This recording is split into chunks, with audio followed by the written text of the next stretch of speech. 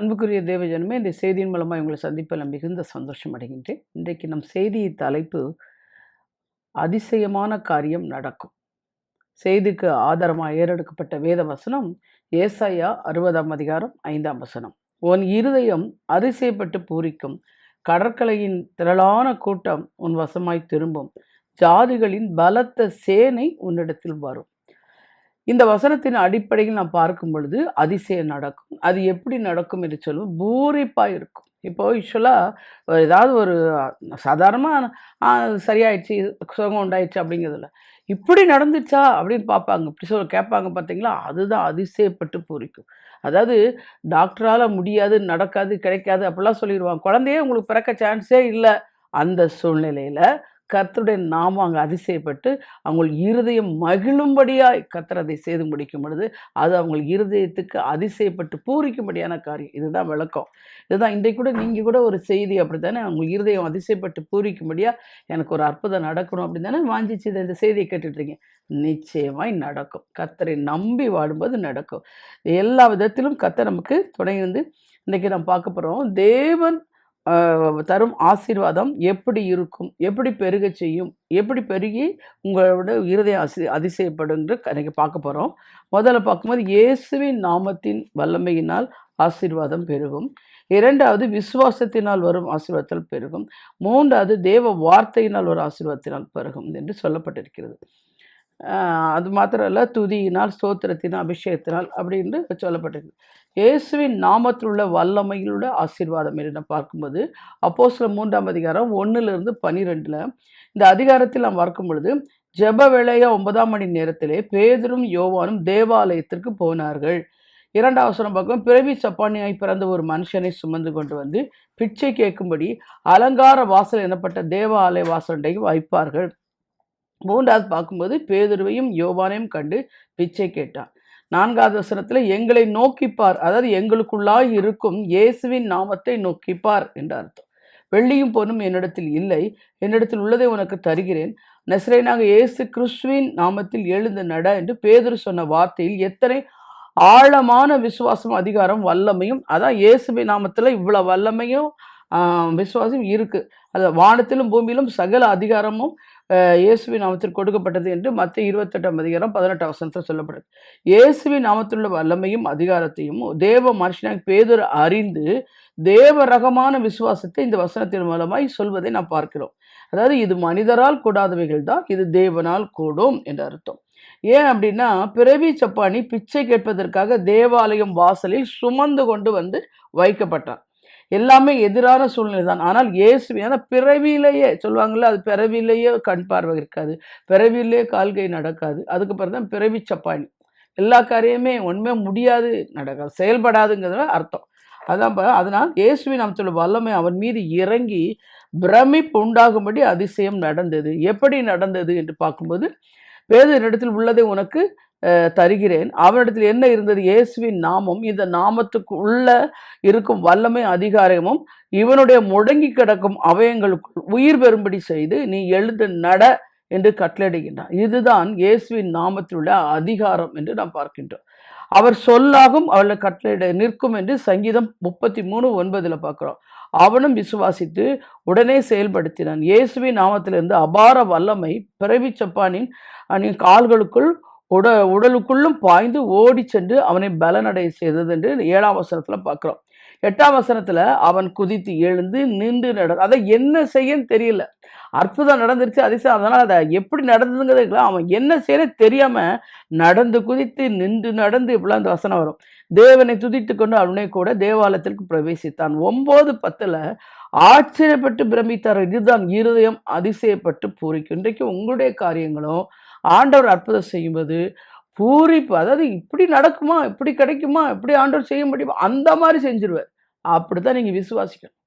நான்லாம் அப்படி தான் கேட்பேன், ஆண்டவரை நான் சாட்சி சொல்லும்போது இப்படி நடந்ததானா நம்ப முடியாத அளவுக்கு நீர் என்ன செய்யணும்னு. அது மாதிரி கேளுங்க, அவர் செய்ய ரெடியாக இருக்கிறாரு. ஆனால் நீங்கள் தான் என்ன செய்யறது, அது எப்படி நடக்கும், இது எப்படி நடக்கும். இயேசுவின் நாமத்தில் எப்படி நடக்குங்க, அவரால் நடத்தி தரும். பிறவி சப்பானியை நடக்க வச்சவர் உங்கள் காரியத்தை விடுதலை சேர்ந்தவனை அதிசயத்தை பார்க்க விட மாட்டேன், செய்யாமல் இருப்பாரா, செய்வார். நீங்கள் ஒன்லி பிலீவ் தான். இயேசுவின் நாமத்தில் நம்பினீங்கன்னா இப்போ தாவீது வந்து அங்க கோலியாத்தோட போகும்போது அவன் என்ன நாமத்தை பிடிச்சு சொல்றான்?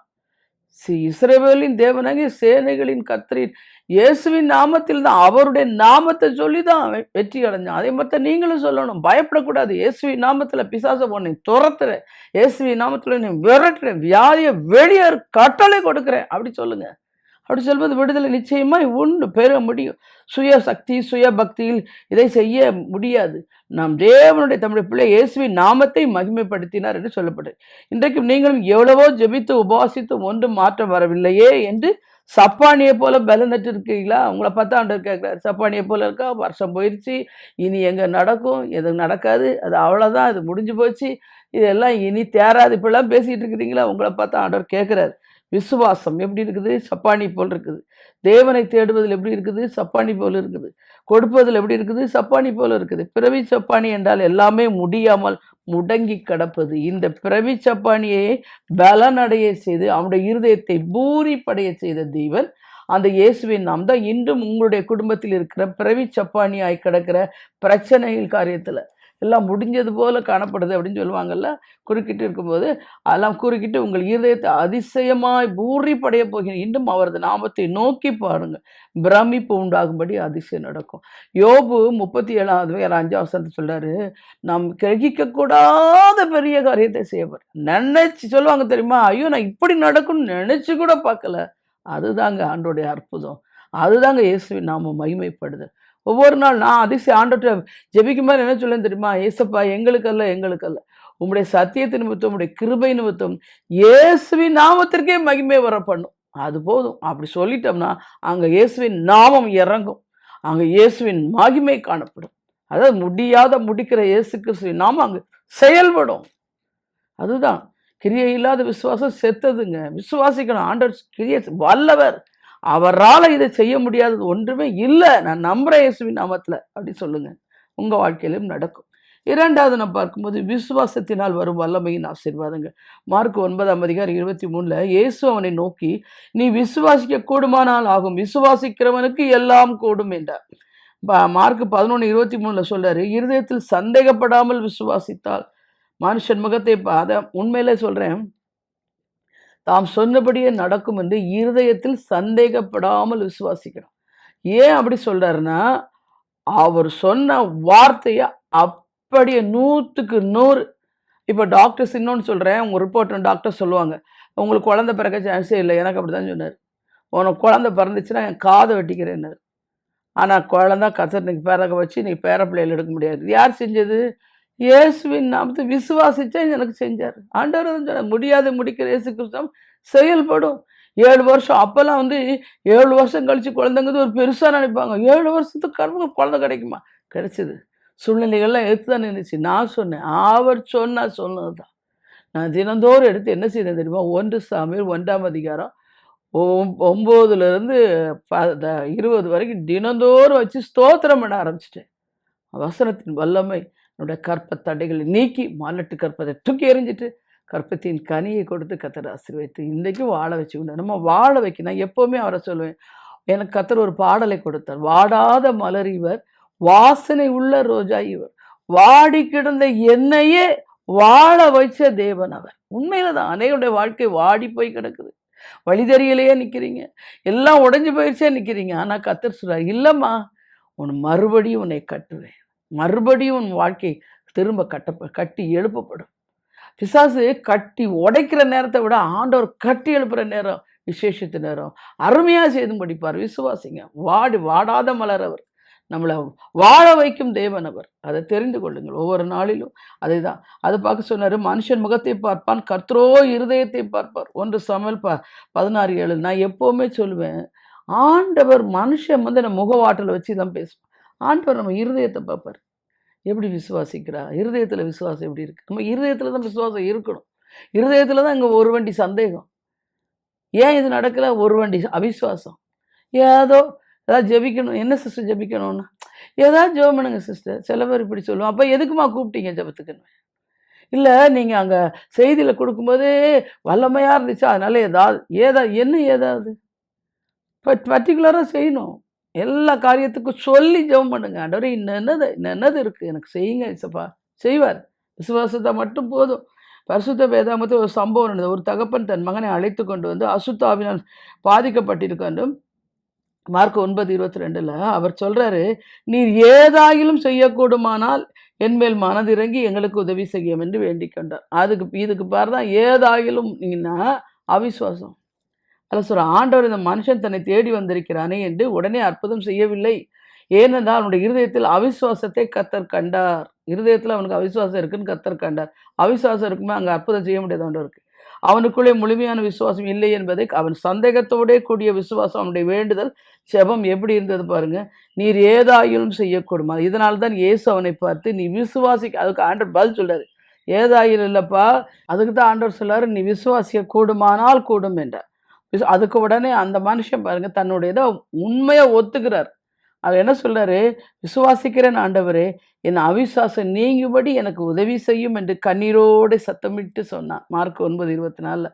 அவிசுவாசம், சந்தேகப்படுதல் இவையெல்லாம் பெரிய பாவம். இந்த பாவத்தை விட்டு மனம் திரும்ப வேண்டும். இன்றைக்கு நீங்களும் கூட ஏதோ ஒரு செய்தியை கேட்குறோம், ஏதோ சிஸ்டர் பேசுகிறாங்க, ஆறுதலாக இருக்குது, அப்படி இல்லை. உங்களுக்கு அற்புதம் நடக்கணும், உங்களுக்கு அதிசயம் நடக்கணும், இயேசுவின் நாமத்தில் விடுதலை உண்டுங்கிறது நீங்கள் விசுவாசிக்க கூடுமானால் உங்களுக்கு நடக்கும். நிறைய பேர் ஃபோன் பண்ணுறீங்க, சில பேர் உடனே சொல்கிறீங்க, கேட்டோம் அன்றைக்கி நீங்கள் ஜெபிச்ச காரியம் எனக்கு அப்படியே முடிஞ்சு சிஸ்டர் அப்படிங்க. அப்போ தான் நான் ஒரே வார்த்தை சொல்ல, முதல்ல நீங்கள் விசுவாசிக்கிறீங்களாம்மா, நான் ஜெபிக்கிறேன். ஏன்னா நான் எவ்வளோ பேருக்கு நாங்கள் ஜெபம் பண்ணி அற்புதத்தை பார்த்துருப்போம், அது எங்களுக்கு அது இது. ஆனால் நீங்கள் ஆண்டவரே வந்து உலகத்தில் ஊழியம் செய்வது என்ன கேட்டார் தெரியுமா? அந்த பிறவிக்குடைய கண்ணை பார்க்க, நீ இதை செய்ய எனக்கு வல்லம் உண்டுன்னு நீ விசுவாசிக்கிறியா அப்படின்னு கேட்டார். உங்களை பார்த்து ஆண்டவர் செய்தார். இன்றைக்கு உனக்கு விடுதலை கிடைக்கும், நீங்கள் விசுவாசிக்கின்றீங்களா? நீங்கள் இந்த காரியத்தில் அற்புதம் நடக்கணும்னு விசுவாசிக்கிறியா? இந்த காரியத்தில் இயேசுவால் அதிசயம் செய்ய முடியும் என்று விசுவாசிக்கிறியா அப்படின்னா விசுவாசிக்கிறேன் ஆண்டவர், உடனே முடிஞ்சிடும். இன்னைக்கே அற்புதம். இந்த நிமிஷத்தில் நீங்கள் பார்த்துக்கொண்டு செய்தியை கேட்டுக்கொண்டிருக்கிற நேரத்திலே நீங்கள் விரும்புகிற காரியம் உங்களுக்கு கொடுக்கப்படும். விசுவாசித்தார் தேவனுடைய மகிமையை காண்பாய். அதுதான் ஆச்சரியப்படும்படி அதிசயம் செய்வார். எல்லா காரியத்திலையும் கர்த்தர் உங்கள் இருதயம் மகிழும்படி அதிசயம் செய்வார்.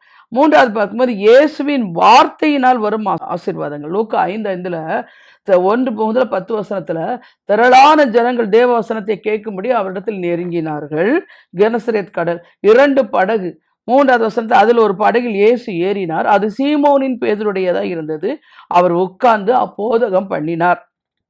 அவர் போதகம் பண்ணின முடிந்த பின்பு சீமோனை நோக்கி ஆழத்திலே தள்ளி கொண்டு போய் மீன் பிடிக்கும்படி உங்கள் வலையை போடுங்கள் என்றார். 5வது வசனத்தில் ஐயரே ராம் முழுவதும் நாங்கள் பிரயாசப்பட்டு ஒன்றும் அகப்பட ஆகிலும் உடைய வார்த்தையின்படியே வலையை வீசுகிறோம். இதுதான் ஐயரே, ஆண்டவரே, போதகரே, ஜெயமானரே அப்படி சொல்லார். சுயபலன் அப்படின்னு நாங்கள் ராம் முழுவதும் பிரயாசப்பட்டு ஒன்றும் நடக்கலப்பா. மாம்ச பலத்தில் பேசுகிறார் அவர். சுயபுத்தி மேல் சாயாதே. நீதிமொழிகள் 3:5 வசனத்தில் என்னால் முடியவில்லையே என்று தோல்வியை ஒத்துக்கொள்ளும் போது கர்த்தர் பலன் அங்கு இறங்கி வரும். அதுதான் இப்போ பாருங்கள், சில இடத்துல பார்க்கும்போது நம்ம வந்து ஹாஸ்பிட்டலே போகும்போது என்ன சொல்லுவாங்கன்னா, சில பேருக்கு ஹாஸ்பிட்டலில் வச்சுட்டு சொல்லுவாங்க, அம்மா இது வரைக்கும் நாங்கள் இவ்வளோ எங்களால் முடிஞ்சது பண்ணி பார்த்துட்டோம், ஆனால் எங்களுக்கு மேலே ஒரு சக்தி இருக்குது, அப்போ தான் இவர் உயிர் காப்பாற்றப்படணும். அதுக்கு தான் ஆண்டோடைய அந்த நேரத்தில் தான் கர்த்தர் தன்னுடைய வல்லமையின் கரத்தை நீட்டுவார். என் வாழ்க்கையில் ஊழியத்தில் நிறைய பேர் பார்த்துருக்கு. டாக்டர் சொல்லிட்டாங்க 24 ஹவர்ஸ் சொல்லிட்டாங்க, 48 ஹவர்ஸ் சொல்லிட்டாங்க, இன்னும் இந்த நாள் முடிஞ்சுட்டா தான் பதில் சொல்ல முடியும் சொல்லிட்டாங்க, இப்படிலாம் சொல்லுவாங்க. அப்படிப்பட்டவங்களுக்கெல்லாம் ஜெபிச்சு இன்றைக்கி அவங்க உயிரோடு இருந்து கர்த்தருடைய நாமத்தை மகிமைப்படுத்திட்டு இருக்கிறாங்க. அதுதான் கர்த்தர் செய்வார். பாருங்கள், கர்த்தர் பல் அங்கே இறங்கி வரும். குடிகார பிரச்சனையை உன்னால் மாற்ற முடியாது, கடன் பிரச்சனையை உன்னால் மாற்ற முடியாது, கீழ்ப்படியாத பிள்ளைகளை உன்னால் மாற்ற முடியாது, ரட்சிக்கப்படாத கணவன் மணியை உங்களால் மாற்ற முடியாது. ஆனால் எந்தவித ஆசீர்வாதத்தை சுயபலத்தின் மேல் பெற்றுக்கொள்ள முடியாது. பேதுருவை போல் எனது சுய ஞானம் பலன் சுய சக்தி ஒன்றும் அகப்படாது. ஆகிலும் உங்களுடைய வார்த்தையின் படியே வலையை போடுங்க. எப்பவும் நான் உங்களுக்கு சொல்லியிருக்கிறேன், வார்த்தையை பிடிச்சு ஜெபம் பண்ண கற்றுக்கொள்றேன். அதுதான் ஆசீர்வாதத்தின் திறவுகோல். எல்லா சம்பவத்துக்கும் பைபிளில் வசனம் இருக்குதுங்க. கடன் பிரச்சனைக்கு இருக்குது, வியாதிக்கு இருக்குது, திருமண காரியத்துக்கு இருக்குது, கற்பத்தின் கனிக்கு இருக்குது, ஆயுசு நாட்கள் பிறகு இருக்குது. எல்லாத்தையும் வசனத்தை சொல்லி ஆசீர்வாதத்துக்கு இருக்குது, ஐஸ்வர்யத்துக்கு இருக்குது, வேலை கிடைக்கணுமா இருக்குது, எல்லாவற்றுக்கும் வசனத்தை பிடிச்சி பலன் உள்ளவனுக்கு பலனற்றவனுக்கு உதவி செய்ய லேசான காரியம் என்று சொன்னீரே, உதவி செய்யும் அப்பா. விசுவாசத்தோடு ஏசப்பாவை நம்பி வந்து நிற்கிற முழு இருதயத்தோடு விசுவாசிக்கணும். விசுவாசத்தில் நின்று கூப்பிட்டீங்கன்னா, நீங்கள் எனிலும் உங்கள் வார்த்தையில் நிலைத்து இருந்தால் நீங்கள் கேட்டுக்கொள்வது எதுவோ அது உங்களுக்கு அதுக்கு வசனம் தேவை. அதுதான் உங்களுக்கு வேதத்தை படிக்க சொல்கிறோம். அந்தபடியே அவர்கள் செய்து தங்கள் வாளை அவருடைய வார்த்தையின்படி வலை போட்டார்கள். அவர்கள் செய்து தங்கள் வாளை கிழிந்து போகத்தக்கதாய் மிகுதியான மீன்களை பிடித்தார்கள். 7வது 2 படகுகளும் அமிழத்தக்கதாய். இதுதான் அதிசயம். இருதயம் அதிசயப்பட்டு பிரமிப்படைகிறது. அவர்கள் யாவருக்கு பிரமிப்பு உண்டாயிடுச்சுன்னா அப்படி சொன்னார்கள். இருதயம் இதை நாம் என்ன தெரிந்து கொள்கிறோம் என்றால், நமது சுயத்தை சிலுவையில் அறைந்துவிட்டு தேவனின் வார்த்தையின் படி வலியை போடும் பொழுது கிழிந்து போகத்தக்கதாய் 2 பகலாக அமிழத்தக்கதாய் ஆசீர்வாதங்கள் வந்து உங்கள் இருதயத்தை அதிசயப்பட்டு பிரமிப்பு அடையும்படியாக செய்யும் என்று கர்த்தர் சொல்கிறார். 4வது பார்க்கும்போது துதியினால் வரும் வல்லமையின் ஆசீர்வாதம். அப்போஸ்தலர் 16ஆம் அதிகாரம் 25 நடுராத்திரியிலே பவுலும் ஸ்ரீலாவும் ஜெபம் பண்ணி தேவனை துதித்து பாடினார்கள். தேவ வல்லமை இறங்கியது. அஸ்திபாரங்கள் அசைந்தது. தேவனை துதிக்கும்போது தேவ மகிமை இறங்கும்போது நேரத்து கட்டப்பட்டிருந்த எல்லா கட்டுகளும் அவிழ்க்கும்படி ஆயிற்று. மத்தேயு 18:18. அதனால தான் நல்லா துதிச்சு ஆவியில் நிரம்பி ஸ்டார்டிங்கில் இருந்து எண்டிங்கில் போய் அந்த ஆராதனையில் முடிப்பாங்க பாருங்க. அந்த நேரத்தில் தேவ மகிமை அப்படியே இறங்கும். அப்போ கட்டப்பட்ட மனிதரெல்லாம் கட்டவிழ்க்கப்படும். பிசாசின் மந்திர தந்திரங்கள்லாம் நெருப்புலப்பட்ட நூல் போல சுட்டரிக்கப்படும். அதுக்கு தான் சொல்கிறோம், எப்பவுமே பாடி துதித்து நல்ல கர்த்தருடைய நாமத்தை உயர்த்துறீங்கன்னா எப்படிப்பட்ட கட்டுகளும் கழண்டு போகும். கதவுகள் திறவுண்டு அற்புதம் நடக்குது. தான் நீங்கள் செய்யணும். பூமி அதிர்ந்தது, சிறைச்சாலை கதவுகள் யாம் திறந்தன. முந்தின நாள் சித்திரவதை செய்த சிறைச்சாலை தலைவன் இன்றோ ஆண்டவமாறே என்று அவரிடம் அடிபணிந்து விழுந்தான். கனிவோடு பவுல் சீலாவின் காயங்களை கட்டி விட்டார். அனைவரோடு மனம் திரும்பி திருமுழுக்கு பெற்றான் என்று அப்போஸ்தலர் 16ஆம் அதிகாரம் 29, 30, 34. அதே போல தான் ஊழியம் என்பது தேவனுக்கு தொண்டு செய்வது. ஒரு பெரும் போர்க்களத்தை போன்றது. மக்களை சாத்தானுடைய கையிலிருந்து பிடுங்கி எடுத்து தேவனிடத்திற்கு திருப்பும்படி. அப்போஸ்தலர் 26:18. பிசாசான எதிர் வல்லமை உன்னை தாக்க வரும்பொழுது மனதை சோர்வுக்காமல் துதி என்னும் போராயுதத்தை. மன சோர்வு அடைய மாதிரி இருக்கும்போது நல்லா துதிக்க ஆரம்பிச்சிடும். பயம் இல்லையே, பயம் எத்தனை பாட்டு வந்துருச்சு. பயம் வரும்போதில் அந்த பாடலை நீங்க பாட பாட பாட பிசாசு அங்க கிரியை செய்ய நிற்கவே முடியாது, ஓடிடுவான். அதான் நீங்கள் செய்யணும்.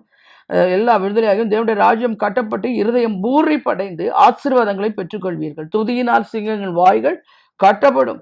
உண்மையில் எரிசிலருக்கு யாவரும் வெட்கி உன்னோட போராடினவர்கள் பிசாசு நாசமாகி ஒன்றுமில்லாமல் போவார். உன்னோட போராடினவளை தேடியும் காணாதிருப்பாய். உன்னோட யுத்தம் பண்ணின மனுஷர் இயல்பொருளாகி போவார்கள் என்று ஏசாயா 41 அதிகாரம் 11-12 சொல்லப்பட்டிருக்கு. இந்த வசனத்தெல்லாம் எடுத்து ஸ்தோத்திரம் பண்ணணும். எனக்கு விரோதமா இவங்க அதை செய்யறாங்க இதை செய்யறாங்கன்னு பேசுறது வசனத்தை சொல்லணும். என்னோடு போராடினவங்க பொல்லாத அவையை தேடி இயல்பொருள் ஆயிட்டு என்று சொன்னீரே, அதை அப்படியே பிடித்து கொண்டு ஸ்தோத்தரிக்கிறேன்னு சொல்லுங்க. விசுவாசம் என்னும் கேடகத்தை பிடித்து வார்த்தையை பிடிச்சுக்கிட்டு பிசாசுக்கு எதிர்த்து நில்லுங்க, ஓடிடுவான். 5வது பக்கமும் ஸ்தோத்திரத்தினால் வரும் வல்லமையின் ஆசீர்வாதங்கள். யோவான் 6ஆம் அதிகாரம் 11 இயேசு அந்த அப்பங்களை எடுத்து ஸ்தோத்திரம் பண்ணி சிஷ்யரிடத்தில் கொடுத்தார். அப்படியே மீன்களையும் அவர் எடுத்து அவர்களுக்கு வேண்டிய மட்டும் கொடுத்தார். யோவான் 6:1-13. இவர்கள் சாப்பிட்ட பின்பு பஸ்கா ஆட்டுக்குட்டி திரளான 5000 பேர், அதாவது அங்கே வந்திருந்த 5000 பேர் தாம் செய்ய போகிறதை அறிந்திருந்தும் அவரை சோதிக்கும்படி இப்படி கேட்டார் என்று 6ஆம் வசனத்தில். 7ஆம் வசனத்தில் சொல்றாரு, 200 பணம் இருந்தாலும் இவர்களை அப்பம் போதாதே. 9வது வசனம், சிறு பையன் கையில் 5 அப்பம் 2 மீன்கள். இயேசு ஜனங்களை உட்கார வையுங்கள். பாருங்க, இந்த இவ்வளோ பேர் இருக்காங்க, 5 அப்பம் 2 மீன் தான் இருக்குன்னு அடுக்கல, அவர் உட்கார வைங்கன்ட்டார். இதுதான் நீங்களும் விசுவாசத்தில் இருக்கணும். ஆண்டவர் வார்த்தையை கொடுத்துட்டாரா, எதிர்பார்த்து உக்காந்துடணும். அதை விட்டுட்டு அதை எப்படி உட்காருறது, அது எப்படி செய்வார், அது எப்படி செய்வார், அவர் எப்படியும் செய்வாருங்க. பூட்டப்பட்ட வீட்டுக்குள்ளே கடந்து போது உங்களுக்கு சமாதானம் சொன்ன தேவன் எதுவும் செய்ய முடியும். அவரால் எல்லாம் செய்ய முடியும். எப்படின்னா லாசரு 4 நாள் மறைச்சு போனார். அவர் கால்றாருக்கு போய் கல்லை புரட்டி விட்டு அங்கே வந்து லாசருவே வெளியே வான்னு சொன்னார். செய்தாரா இல்லையா? 4 நாள் ஆகிட்டே நாருமேன்னு அந்த அம்மா செய்தார். அதே மாதிரி தான் நீங்கள் சொல்லணும். உம்மாலி நான் எப்போவுமே ஆண்டவர்கிட்ட எந்த பிரச்சனை இருந்தாலும் சொல்லுவேன், இது உம்முடைய பறவைக்கு அற்பக்காரி, இது உமக்கு லேசான காரி சொல்லிட்டு பேசாமல் உட்காந்து ஸ்தோத்திரம் பண்ணணும். ஐயோ இப்படி ஆயிடுமோ அப்படி ஆயிடுமோ, அங்கே பயமாக இருக்குது, கலக்கமாக இருக்குது, குழப்பமாக இருக்குது. இதுதான் பிசாசுடைய தந்திரம், பிசாசுடைய வேலையே அதான். முதல்ல நம்ம வந்து வார்த்தையை சந்தேகப்பட வைப்பான். இது நடக்குமா நடக்காதா இப்படிலாம் கேட்க வைப்பான். அப்போ சந்தேகம் இருக்குன்னு அர்த்தம். அதுக்கு தான் வேதம் சொல்கிறது, நம் திரும்பவும் பயப்படுறதுக்கு அடிமைத்தனத்தின் ஆவியை பெறாமல் அப்பா பிதாவே என்று அழைக்கிற புத்திர சுவிகாரத்தின் ஆவியை கொடுத்திருக்கிறீர்கள். ரோமர் 8ஆம் அதிகாரம் 2 தீமோத்தேயு 1:7 சொல்றாரு, பயமுள்ள ஆவியை கொடாமல் பலமும் அன்பும் தெளிந்த புத்தி. ஏன் தெரியுமா? பயம் வந்தவன புத்தி தெளிவெல்லாம் ஓடிடும், குழப்பம் வந்துடும், கலக்கம் வந்துடும், போராட்டம் வந்துடும், ஒரே கூச்சல் கதறல் எல்லாம் வந்துடும்.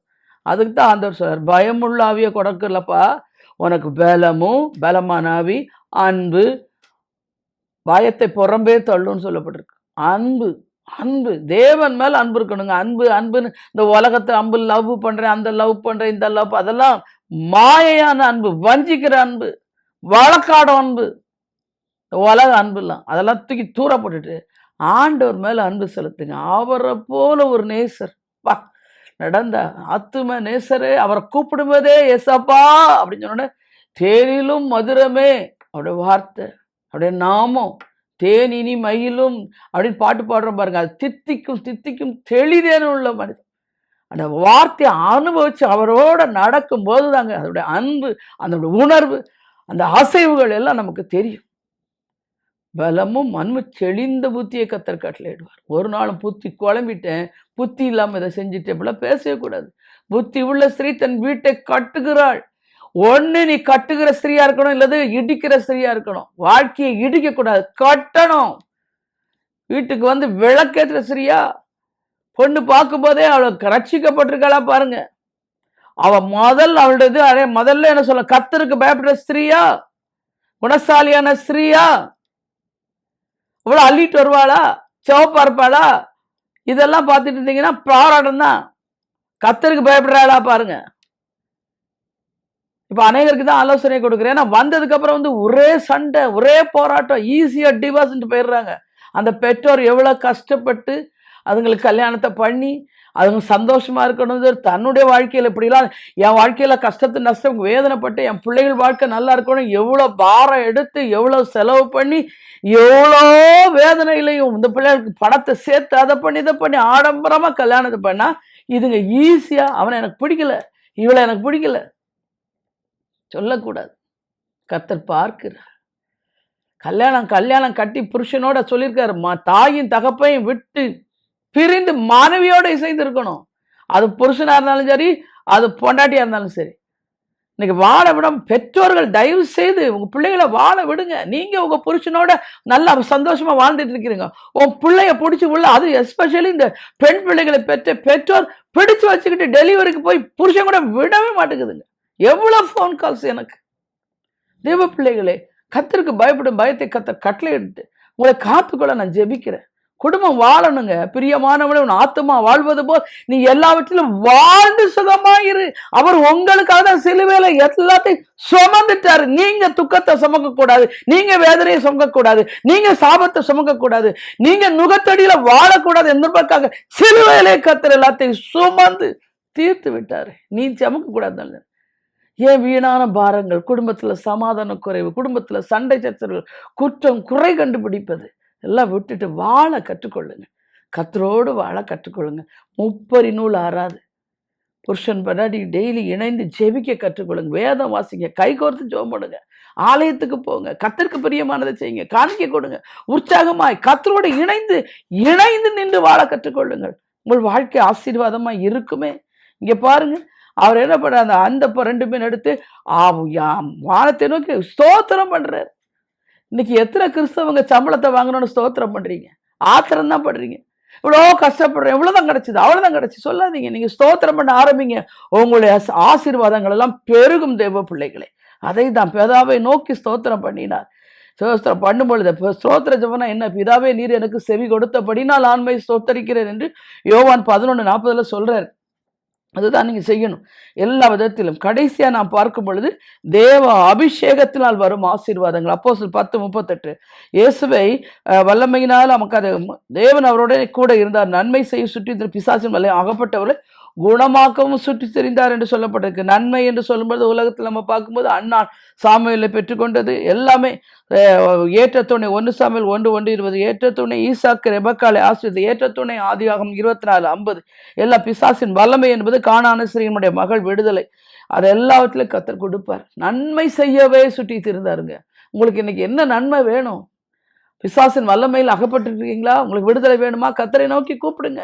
அவர் நிச்சயமாய் செய்வார். உங்களுக்கு விடுதலை தருவார். எல்லா விதத்திலும் ஆசீர்வாதமாக இருக்க முடியும். நம்ம பார்த்தோம் அல்லவா, உன் இருதயம் அதிசயப்பட்டு பூரிக்கும் என்று சொல்லும் பொழுது முதலாவது நாம் பார்த்தோம், இயேசுவின் நாமத்தினால் அதிசயப்பட்டு பூரிக்கும் வல்லமையான ஆசீர்வாதம் என்று சொன்னார். அது மாத்திரம் இல்லை, அடுத்தது என்ன சொன்னது?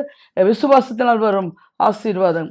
மூன்றாவது என்ன சொன்னார் என்று பார்க்கும் பொழுது, துதியினால் வரும் ஆசீர்வாதங்கள், சோத்திரத்தினால் வரும் ஆசீர்வாதங்கள், அபிஷேகத்தினால் வரும் ஆசீர்வாதங்கள் பெற்றுக்கொள்ள நீங்கள் ஆயத்தமாக இருக்கிறீங்களா? இன்னைக்கு கர்த்தர் சொன்னதை அப்படியே பிடித்து கொண்டு விசுவாசிங்க. உங்கள் வாழ்க்கையிலும் இருதயம் அதிசயப்பட்டு பூரிக்கும்படியாக கர்த்தர் பெரிய காரியங்களை காண செய்வார். நாம் ஜெபிப்போமா? எங்களை மிகுதியாக நேசிக்கிற அன்புள்ள ரட்சகர், இம்மட்டுமா பிள்ளைகளோடு நீங்கள் இடைப்பட்டீர் ஆண்டவரே. இந்த பிள்ளைகள் என்ன காரியத்தில் உண்மை நோக்கி கூப்பிடுகிறோம், அந்த காரியத்தில் அவர்கள் இருதயம் அதிசயப்பட்டு பூரிக்க முடியாது, கிடைக்க கூடாத காரியம் நடக்க முடியாது. இயேசுவின் நாமத்திற்கு வல்லமை மகிமை வரும்படியா அற்புதம் நடப்பதாக என்று சொல்லி நான் ஜெபிக்கின்றேன். வெடுங்காலமாய் காத்திருக்கின்றார்களோ ஆண்டவரே, எனக்கு ஒரு விடுதலை வேண்டுமே என்று காத்திருக்கின்றார்களோ, எனக்கு ஒரு அற்புதம் நடக்க வேண்டுமே என்று காத்திருக்கின்றார்களோ, என் இருதயம் அதிசயப்பட்டு பூரிக்கும்படியா நீர் அற்புதம் செய்வீரா என்று காத்திருக்கின்றார்களோ ஏசப்பா. உமக்கு காத்திருப்போர் ஒருபோது வெட்கப்பட்டு போவதில்லையே ஆண்டவரே. காத்திருப்பர் புதுபலன் அடைவார்களே என்று சொல்லப்பட்டது போல இந்த பிள்ளைகள் நினைப்பதற்கு வேண்டிக்கிறதுக்கு மேலாய் கர்த்தர் கிரியை செய்வீராக. உஷபில் லெகதுரி கந்துரிகலதுரி சென்று ராஜேஷ், சோர்ந்து போகாதே. குடும்பத்தின் சூழ்நிலையில் மன அமைதி இல்லாமல் தத்தளித்துக் கொண்டிருக்கிறார். வாழ்வதா சாவதா என்று தெரியவில்லை என்று புலம்புகிறார். கர்த்தர் சொல்கிறார், இவ்வளவு நாளும் நான் எப்படியோ ஏனோ தான் நான் இன்று முதல் உன் வாழ்க்கை கர்த்தருக்கு அர்ப்பணித்து விடு. உன் வாழ்க்கை படகை கர்த்தருக்கு ஒப்படைத்து விடு. அவர் அதில் உட்கார்ந்துடட்டும், அது போதுக பண்ணட்டும், உன்னை ஆசீர்வதிக்கட்டும். உன் கண்களை அதிசயப்பட்டு பூரிக்கும்படியா அற்புதம் நடக்கும் என்று கர்த்தர் சொல்கிறார். விசுவாசி. உஷபில் எதிரி ஹந்துரிகல. ஜெயலட்சுமி, ஜெயலட்சுமி, இயேசுவைத்தானே நேசிக்கிறேன், ஏன் என் குடும்பத்தில் சமாதானம் இல்லாமல் தத்தளிக்கிறேன் என்று சொல்கிறார். உனக்கு சமாதானத்தை உண்டு பண்ணும் ஆக்கினை கர்த்தர் மேல் வந்தது. உன் கூடாரத்தை உன் வாசஸ்தலத்தை விசாரிக்கும் பொழுது குறைவை காண மாட்டாயினும் உன் கூடாரம் சமாதானத்தோடு காணப்படும் என்ற வார்த்தையின்படி ஆசீர்வதிக்கிறார். விசுவாசி. உஷபில் எதிரி கந்துரி கபாலபி. சீனிவாசன், சோர்ந்து போகாதே. குடும்பத்தின் சூழ்நிலையில் பணப்பற்றாக்குறை நிமித்தம் புலம்புகிறார். வறுமை தரித்திரத்தில் வாழ்கிறேனே சப்பா, உண்மைதானே நம்புகிறேன், கர்த்தரை நம்புறன் செழிப்பான் என்று சொல்லுகிற வசனத்தை மறுபடியும் அறிக்கை பண்ணு. விசுவாசி, அதிசயம் நடக்கும். நாங்கள் நன்றியோடு மெய்சோதி எந்தெந்த காரியத்தில் இந்த பிள்ளைகள் அதிசயம் நடக்க வேண்டும் என்று விரும்பி நிற்கிறார்கள் அப்பா. அவர்கள் நினைச்சு கூட பார்க்காத அளவு உயர்வா கிரகிக்க கூடாத பெரிய காரியங்களை கர்த்தர் இந்த பிள்ளைகளுக்கு செய்து உம்முடைய நாமத்தை மகிமைப்படுத்துவீராக. நீரப்படி செய்வதற்காய் ஸ்தோத்திரம். இயேசு கிறிஸ்துவின் நாமத்தில் ஜெபிக்கின்றேன் ஜீவனுள்ள தகப்பனே. ஆமே, ஆமே. தேவ பிள்ளைகளே, இந்த செய்தி உங்களுக்கு மிகுந்த பிரயோஜனத்தை கொண்டு வந்திருக்கும் என்று கர்த்தருக்குள் நம்புகின்றேன். கர்த்தர் தாமே உங்களை ஆசீர்வதிப்பாராக. ஆமென், ஆமென்.